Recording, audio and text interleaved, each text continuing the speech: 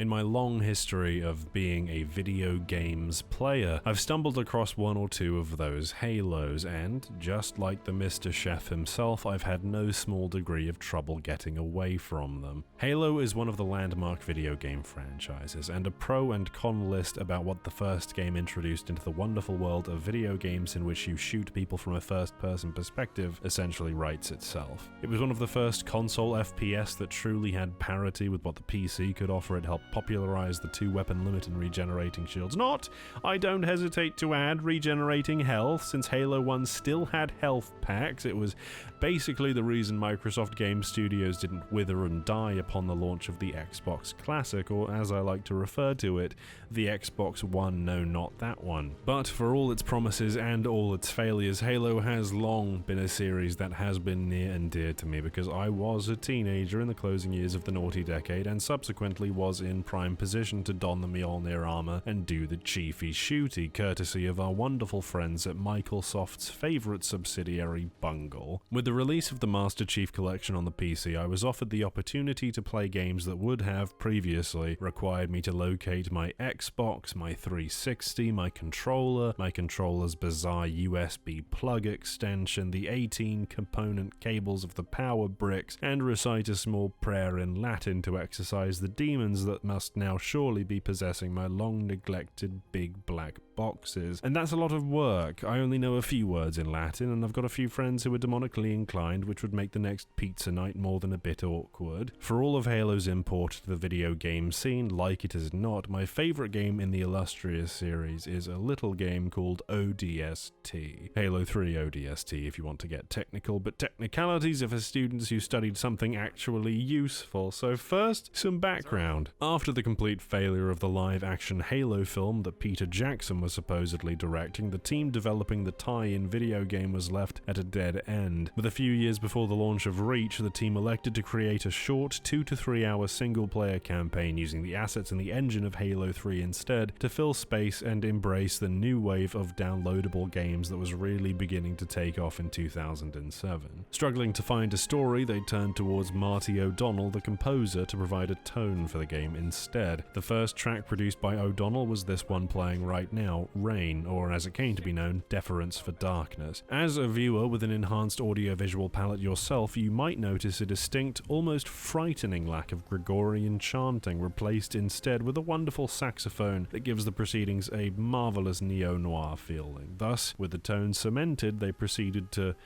make the game. Reviewer Ben Kuchera, by the way, said this saxophone sounded like the kind you hear in softcore porn, and subsequently the game's music was bad. This outs him as both a pervert and a liar. So we have a game that's been molded from the ground up to convey a noir-esque atmosphere, a brooding, jazzy, melancholic feel, a game given its identity by its music first and foremost. And then the game came out in 2009 and it did alright, and then everyone was more excited about Reach instead, which is very sad because I think ODST is far and away my favourite Halo title. Upon further deep meditative introspection, I figured that this is likely both because of the heavy influence from film noir and because it takes most of the elements utilized, at least in its nighttime sequences, from the genre known as the Immersive Sim, also known among self-aggrandizing, pretentious blowhards like myself as 0451. 0451, of course, being the door code in the original Deus Ex, because if naming conventions were passable to the layman, then how would they enter common parlance? This train of thought intrigued me.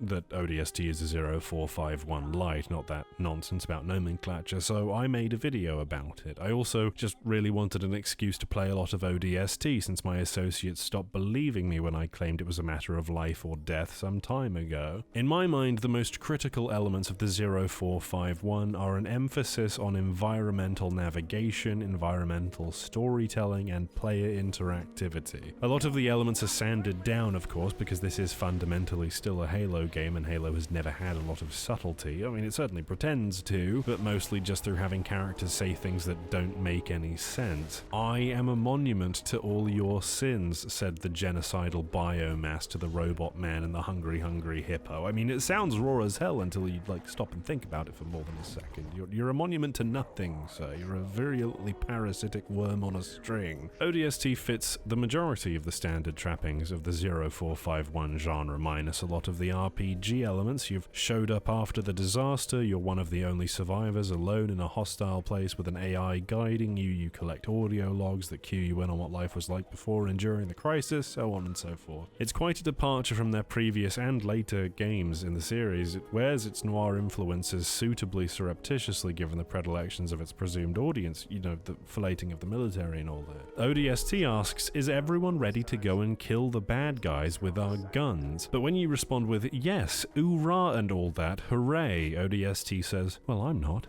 But I did recently purchase a replica of Nighthawks.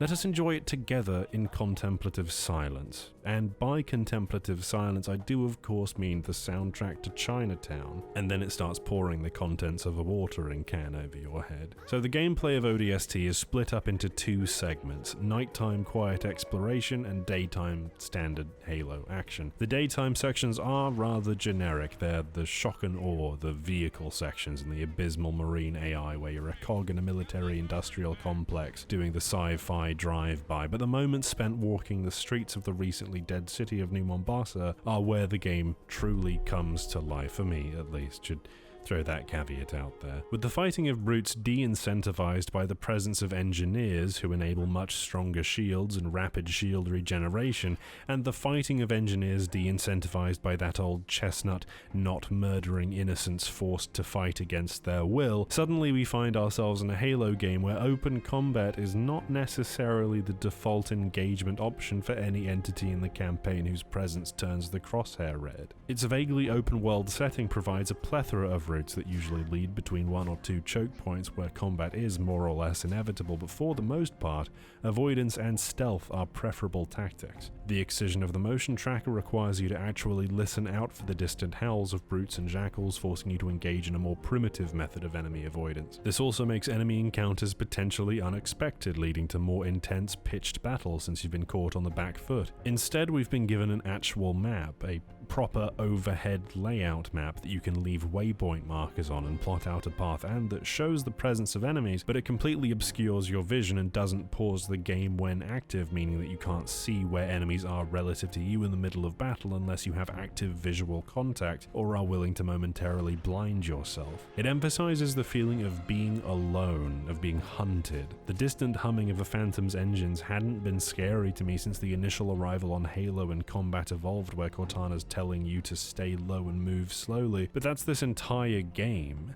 The cues taken from horror and noir make ODST what it is, and what it is one of the most atmospheric games I've ever had the pleasure of playing. The overwhelming use of red light enhances that feeling, where most games use blue, green, or regular run-of-the-mill vanillas or get out white light to signify areas of interest. Oftentimes ODST uses red light to illuminate the path forwards, and it is a deeply saturated red too. It's like being in a photography darkroom. It makes progressing feel dangerous and wrong, like nowhere is safe. Everything's red.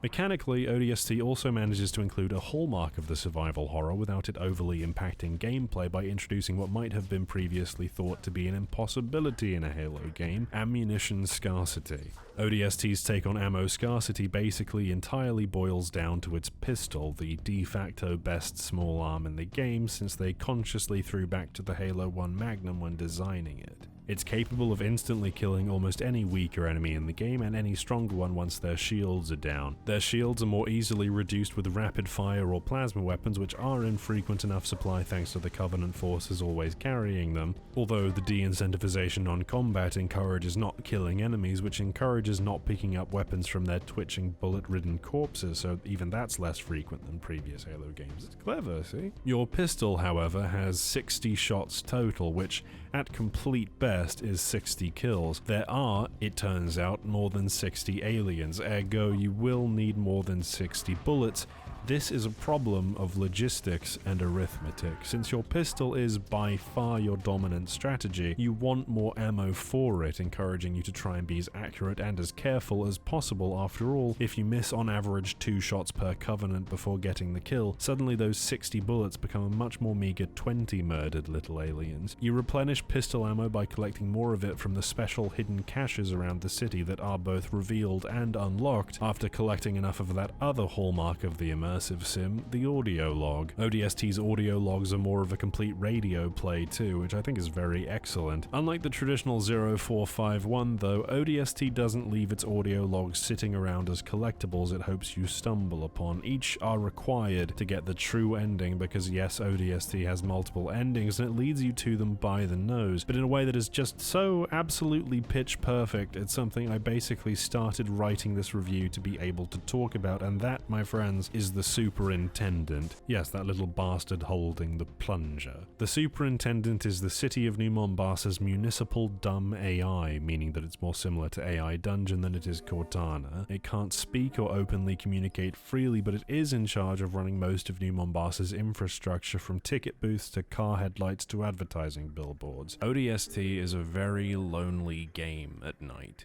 You're all by yourself in a quiet, hostile city looking for where your squad might be, if they're even in the city proper at all. It's like that time I went to LA for Aaox and almost walked right into Skid Row before the funny Hollywood man told me to go back and also buy his album. It's dangerous, it's isolating, it's overbearing, and then the street lamps turn on. The main tool for navigation to optional content is via the Superintendent's attempts to communicate to you through whatever methods it can employ. If there are enemies ahead, you might see the Superintendent turn a car advertisement into a sign saying, "Danger ahead, travel slowly," or if you're close to an audio log, have a little pre-recorded voice message say, "Collect your tickets, please," whilst tickets fly out of the machine and all the phones ring. It provides such a mesmerizing way to show you where to go, and it also has a way of immersing me completely. This thing can't help you openly, but it can provide extremely rudimentary TACCOM. It's like when I tried to explain to my grandfather how to press Control-Alt-Delete using a car as a metaphor. The little bastard's trying to help you the best way it possibly can, and it both makes New Mombasa feel like a very real place, and you feel like you're working together with something that is both possibly a lot more intelligent than it appears, whilst at the same time is seemingly rather impotent. Again, not unlike my grandfather. It also gives us that old immersive sim thing of working with a relatively omniscient helper and god. What other immersive sims do I know of where you're guided around by an AI? I have no idea if the intent was to ape the immersive sim, preceding Deus Ex Human Revolution as it did. At the time, they were a bit of a dying breed. Thank goodness that's not the case anymore. Honestly, I don't know why ODST slipped through the cracks the way it did. Perhaps the curse was of its marketing. It was initially projected as a short expansion to Halo 3 before it was spun into a proper game in its own right, and you know how those gamers are. Call something an expansion and then charge $60 for it, you're going to get some firmly worded letters. It was certainly lauded at the time of its release, and rightly so, but it didn't particularly stick in the public consciousness. That and the daytime sections aren't very compelling. They're just standard Halo gameplay at the end of the day, but they're necessary breaks in tension and quiet, so I'm glad they're in there to a certain degree. They also highlight how different the nighttime sections are from what was going on before. The bombast of playing as Dutch or Mickey at Ground Zero highlights just how badly humanity must have lost this one for the situation to be what it is when you're playing as the rookie Amiga 6 hours later, which just serves to increase the tension of the nighttime sections. All the parts of ODST complement one another so well. It feels like such an intelligently designed game. But really, when I think about ODST, I think about this moment right here.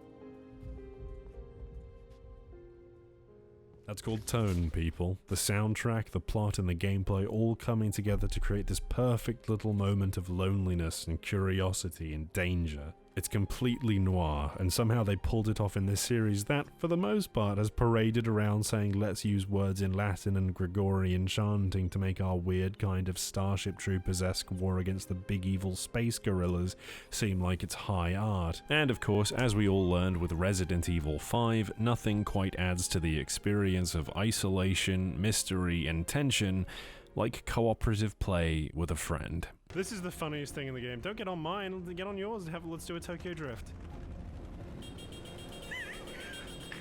This is probably... I froze! I froze. Oh god!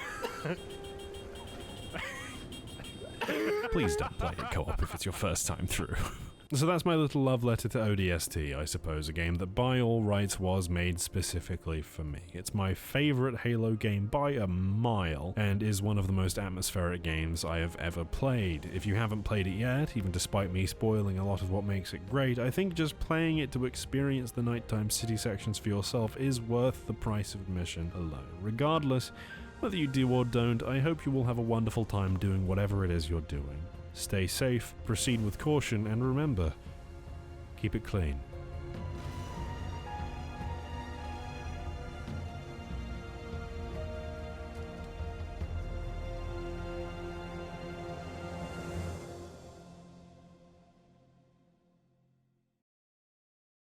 Is that a jackal? It is. Howdy, bitch. Well, that was embarrassing. Well, this poor... What? Is he... He was a clever one. God, this is such a cool game.